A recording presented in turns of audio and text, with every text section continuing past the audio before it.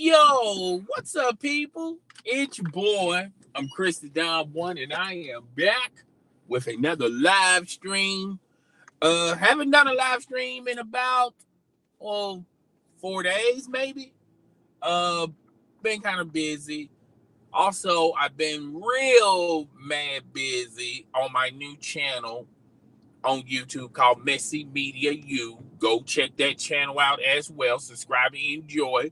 You will not be disappointed with this particular channel. Got some great funny clips and content there, so go check that out. Also follow me on Twitter at I'm Chris the Don One. The same could be said for Instagram as well as Snapchat. All right, so we got all the formalities out of the way. Let's begin and discuss Adrian Peterson for a brief second. Now, Adrian Peterson, ever since he's seen his role diminish with the New Orleans Saints 2 weeks ago, particularly when he had that fallout with Sean Payton, the coach of the New Orleans Saints. I don't know why I want to call them Patriots, but the New Orleans Saints. He have seen his role decline. Okay, and it's a combination. It's a combination of a lot of factors. A lot of people wondering what the hell happened to Adrian Peterson. What happened to AP? If you watch last night's game, Drew Brees had more rushing yards than Adrian Peterson just in the first half. Okay, and it's a combination of a lot of things going on with Adrian Peterson and the New Orleans Saints. We all know Sean Payton is an offensive-minded coach, primarily a passing offensive coach. Okay, he's very aggressive with the with passing, particularly when you got Drew Brees in the back.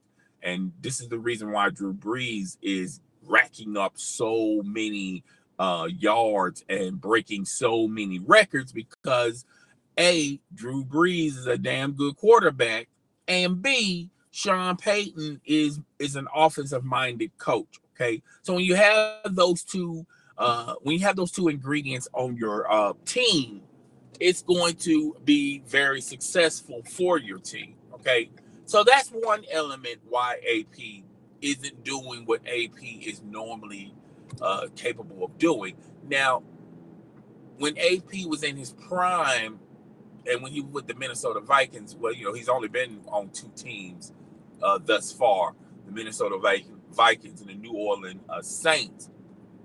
And when he was with the Vikings, they were primarily a run-first team, okay? So AP got a lot of carries, and that's the reason why AP crushed a lot of rushing records and a lot of rushing titles. So my eyebrows raised when I found out that Adrian Peterson was going to choose the New Orleans Saints, primarily because there was really not a lot of teams out there that were highly requesting the services of AP.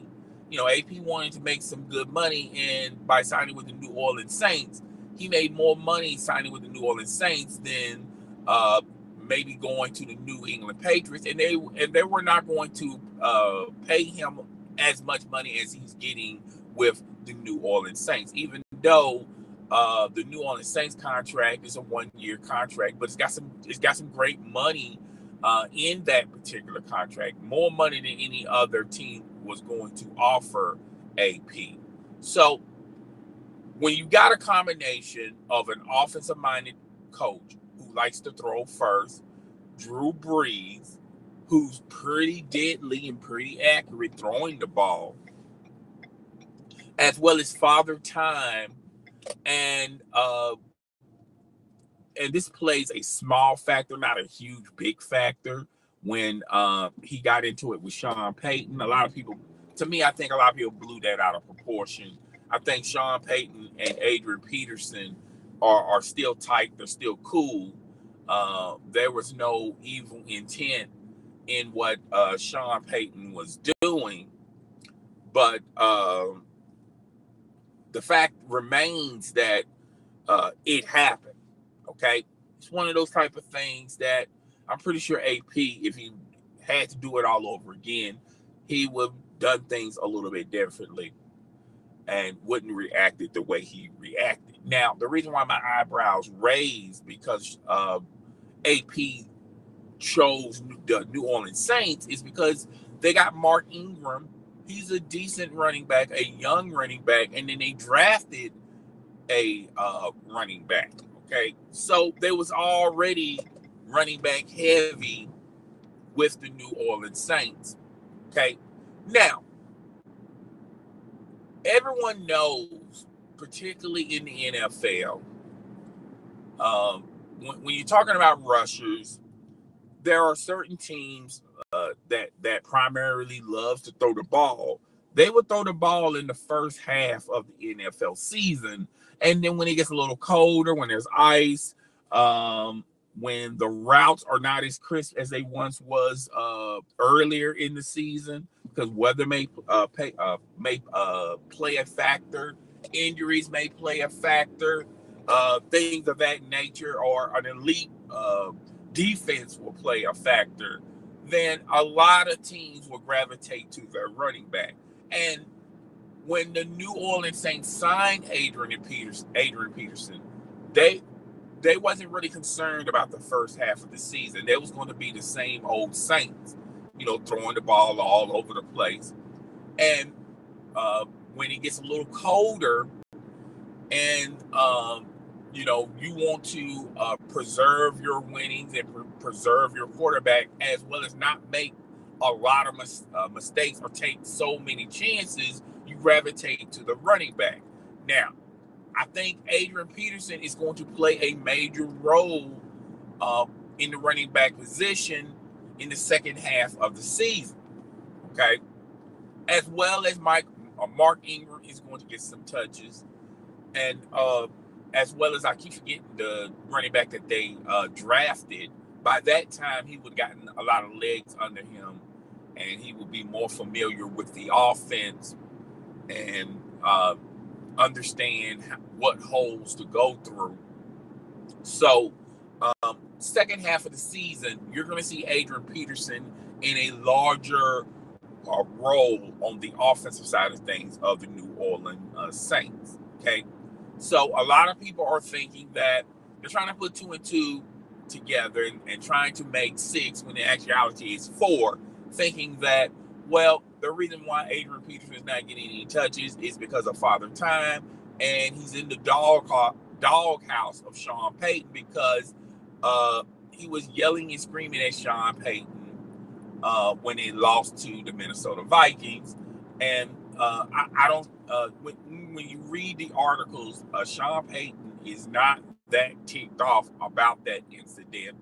And Adrian Peterson was more upset at the fact that he couldn't show out in front of his former team, saying, well, look at me. Look, if you would have had me with the Minnesota Vikings, you could have gotten these exact same numbers and things would be in a different situation.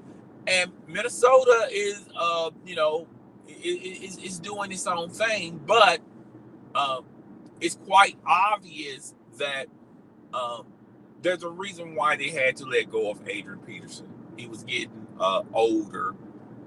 His salary, his talent wasn't equating to the same level as his salary. So they had to let him go, right? And, yes, he bounced back with the New Orleans Saints. But at the end of the day, I feel like people are trying to think, well, he fell out with Sean Payton. That's why he's not getting a lot of touches. Or Father Time probably caught up with him. Like I said earlier in the video, there's a combination of a lot of factors why you haven't seen Adrian Peterson lately. But the biggest factor is they really want to use Adrian Peterson on the second half of the season when it gets a little colder and games get a little tight, and you don't want your quarterback out there throwing X amount of attempts when you can run the ball. And when you got Adrian Peterson and Mark Ingram, that's a pretty good duo running back wise. So there's no reason for you to throw the ball 60% of the time when you got those two running backs, okay? And the holes are going to be a lot better for Mark Ingram and Adrian Peterson if the passing game is back to its old former things, back to its old swing of things, which currently right now it is. So you're not going to you're not going to put 8 men in the box.